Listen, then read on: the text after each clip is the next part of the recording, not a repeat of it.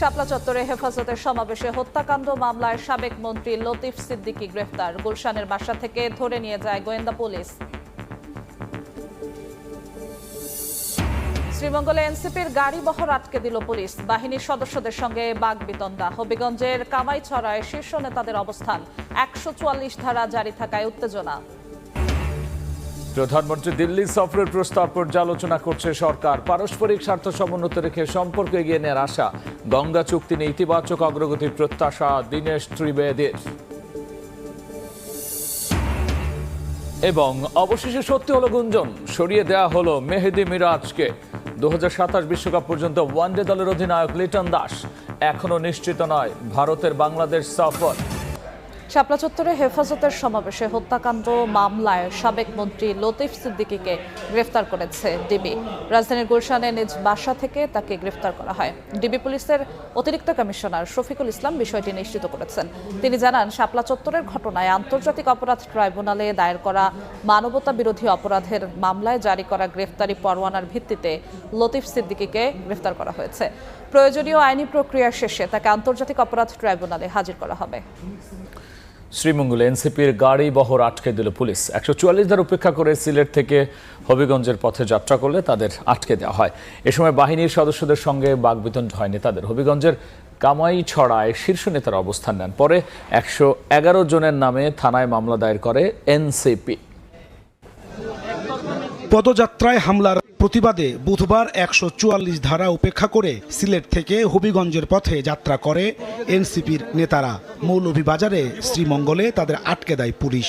এ সময় চলে বাগবিতণ্ডা।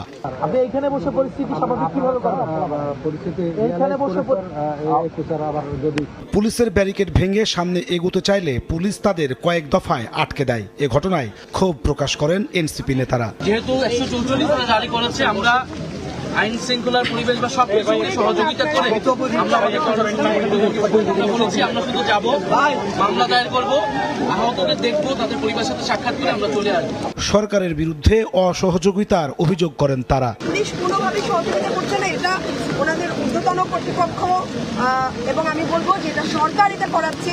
স্থানীয় প্রশাসন জানায়, নিরাপত্তার স্বার্থেই তাদের এই পদক্ষেপ। যাত্রাপথে বাধা পেয়ে সড়কেই অবস্থান নেন এনসিপি নেতারা। মঙ্গলবার বিকেলে হবিগঞ্জে জাতীয় নাগরিক পার্টি এনসিপির জুলাই পদযাত্রা কর্মসূচিতে হামলা করে দুর্বৃত্তরা। এতে আহত হয় দলটির উত্তরাঞ্চলের মুখ্য সংগঠক সার্জিস আলম, নাসির উদ্দিন পাটোয়ারি সহ কেন্দ্রীয় নেতারা। স্থানীয় নির্বাচনে বিজয় নিশ্চিত করতেই ইসিতে বিএনপি করা লোক নিয়োগ দেওয়া হয়েছে বলে অভিযোগ করেছে জামায়াতে ইসলামী। সিইসির সঙ্গে বৈঠক শেষে দলটির সেক্রেটারি জেনারেল বলেন, দলীয় নিয়োগ বহাল থাকলে প্রশ্নবিদ্ধ হবে ভোট। এ সময় কার্যক্রম নিষিদ্ধ দলের পদধারীদের নির্বাচনে অংশগ্রহণের সুযোগ না দেওয়ার দাবি জানান মিয়া গোলাম পরোয়ার। এছাড়া এমপিওভুক্ত শিক্ষকদের নির্বাচনে অযোগ্য করার সিদ্ধান্ত বাতিলের আহ্বান জানান তিনি। স্থানীয় সরকার ভোট সুষ্ঠু ও গ্রহণযোগ্য করতে 9 দফা প্রস্তাব নিয়ে নির্বাচন কমিশনে জামায়াতে ইসলামী। বুধবার সিএসি এএমএম নাসির উদ্দিনের নেতৃত্বে 4 কমিশনারের সঙ্গে প্রায় 1.5 ঘন্টার বৈঠক করেন দলটির 6 সদস্য। বিএনপির রাজনীতি করা শামসুল আলমকে ইসির অতিরিক্ত সচিব পদে নিয়োগে ক্ষোভ জানান জামায়াতের সেক্রেটারি জেনারেল। জানান, সাংবিধানিক প্রতিষ্ঠানে রাজনৈতিক নিয়োগ সুষ্ঠু নির্বাচনের অন্তরায়। এই রাজনৈতিক নিয়োগকে বাতিল করতে হবে। জাতীয় নির্বাচনে একটা দলের পক্ষে দায়িত্ব পালন করেছেন, তার ইলেকশনে কমিশনে আসাটা আগামী নির্বাচন একেবারে দিব্যি নিরপেক্ষ হবে না, একদিকে নিয়ে যাবে। এই উদ্দেশ্যে তারা এখানে অ্যাপয়েন্টমেন্ট দিয়েছে।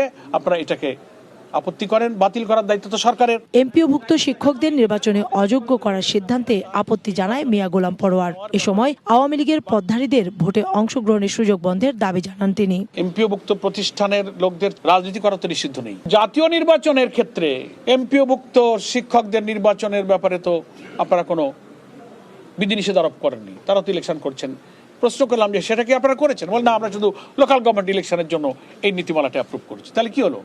এটা দ্বৈততা, দ্বিচারিতা, বৈষম্য হলো না? একটা ইলেকশন করতে পারবে আর একটা পারবে না। নির্বাচন কমিশন সাংবিধানিক দায়িত্ব পালনে ব্যর্থ হচ্ছে বলেও মন্তব্য করেন জামাতের সেক্রেটারি জেনারেল। তারা এ ব্যাপারে যে দায়িত্ব পালন করতে পারছেন না, আমরা বিনয়ের সাথে সে ব্যাপারে তাদেরকে দৃষ্টি আকর্ষণ করি। প্রধানমন্ত্রী তারেক রহমানের ভারত সফরের প্রস্তাব পর্যালোচনা করা হচ্ছে বলে জানিয়েছেন পররাষ্ট্রমন্ত্রী। তিনি বলেছেন, পারস্পরিক স্বার্থ, সার্বভৌমত্ব ও সমতা বজায় রেখে বাংলাদেশ ভারত সম্পর্ক এগিয়ে নিতে একমত দুই দেশ। এদিকে প্রধানমন্ত্রী দিল্লি সফরে দুই দেশের পারস্পরিক সমস্যার ইতিবাচক সমাধানে আশাবাদী ভারতীয় হাই কমিশনার দীনেশ ত্রিবেদী। বাংলাদেশে আসার প্রায় ১.৫ মাস পর বুধবার বিকেলে প্রথমবারের মতো পররাষ্ট্র মন্ত্রণালয়ে যান ভারতীয় হাই কমিশনার দীনেশ ত্রিবেদী। সৌজন্য সাক্ষাৎ করেন পররাষ্ট্রমন্ত্রী ডক্টর খলিলুর রহমানের সঙ্গে। এর আগে বৈঠক করেন প্রতিমন্ত্রী শামা ওবায়দ ইসলামের সঙ্গেও। ঢাকায় ভারতীয় দূত হিসেবে দায়িত্ব গ্রহণের পর এটিই ছিল দুই দেশের কূটনৈতিক নেতৃত্বের প্রথম আনুষ্ঠানিক বৈঠক।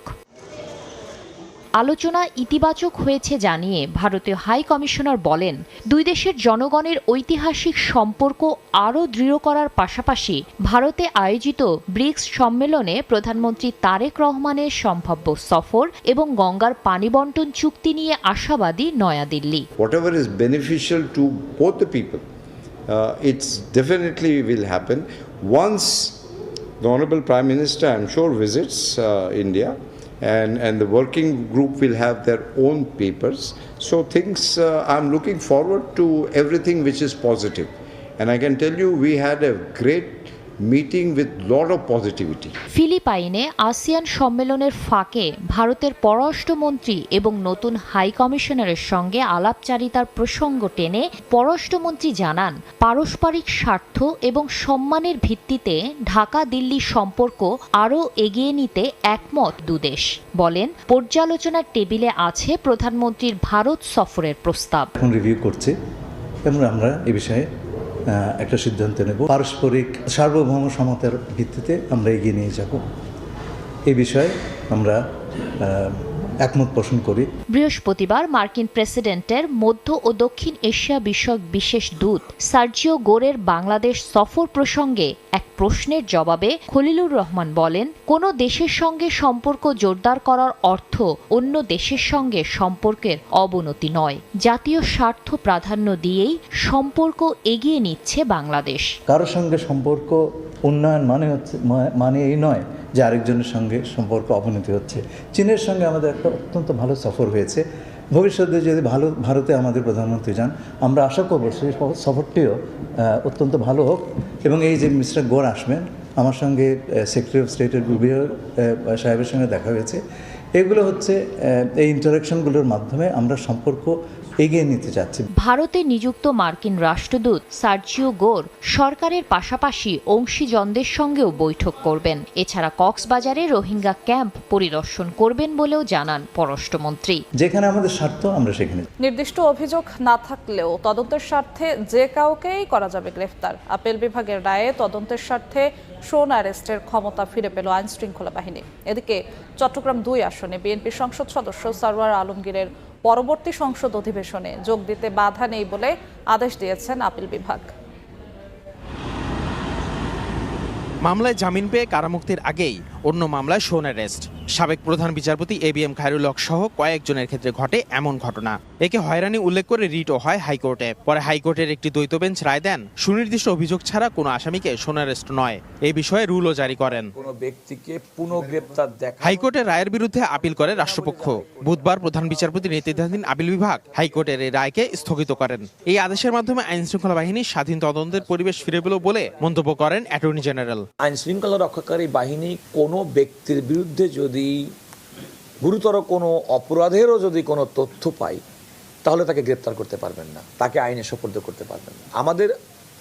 আমাদের অভিযোগের জায়গাটি হচ্ছে এতটুকু যে নাগরিক তার অধিকার সুরক্ষা পাবে সাংবিধানিকভাবে, কিন্তু আইন যেন তার নিজস্ব গতিতে চলতে পারে। এদিকে আপিল বিভাগের আদেশে চট্টগ্রাম 2 আসনের সংসদ সদস্য পদে বহাল থাকার বৈধতা পেলেন বিএনপির সরওয়ার আলমগীর। যোগ দিতে পারবেন পরবর্তীতে সংসদ অধিবেশনে। এর আগে হাইকোর্টের রায়ের পর এমপি পদে শপথ নিলেও কার্যকারিতা স্থগিত চেয়ে আপিল করেছিলেন তার প্রতিদ্বন্দ্বী জামায়াতের নুরুল আমিন।